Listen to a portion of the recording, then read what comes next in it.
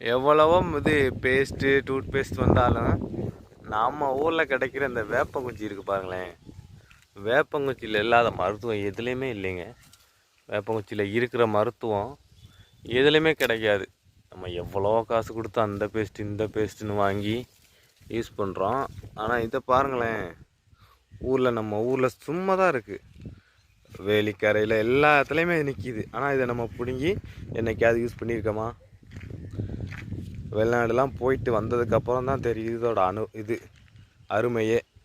அங்கெல்லாம் காசு கொடுத்து வாங்கும்போது தான் தெரியுது நம்ம ஊரில் சும்மா கிடந்துச்சு. வெளிநாட்டில் இருந்தீங்கன்னா ஊருக்கு வரும்போதாவது அப்பப்போ பிடுங்கி இதை வச்சு பல் விளக்கிக்கிறங்க. இதை வச்சு பல் விளக்குனாலே உங்களுக்கு பல்லில் வர எந்த பிரச்சனையுமே வராதுங்க.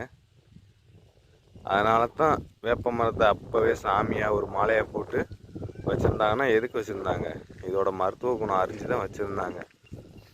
அந்த அளவுக்கு இதில் எல்லாமே நமக்கு யூஸ் ஆகுதுங்க. இந்த கொலையை கூட நம்ம சாப்பிட்லாம், அப்படியே சாப்பிட்லாம், ஒரு இதுவும் கிடையாது, எந்த தீமே கிடையாது. இந்த மரத்தில் எல்லாமே இது மெடிசன் தாங்க. இந்த வீடியோ பிடிச்சிருந்தீங்களே ஒரு லைக்கை போடுங்க. வேப்பங்குச்சியில் பல் விளக்குறதுக்கு ட்ரை பண்ணுங்கள். கொஞ்சம் கசக்கத்தான் செய்யுது, கக்கிது. ஆனால் நீங்கள் விளக்கி பார்த்துட்டீங்கன்னு இல்லைங்க, இதில் இருக்கிற நன்மை வேறு எதுலேயுமே கிடையாதுங்க.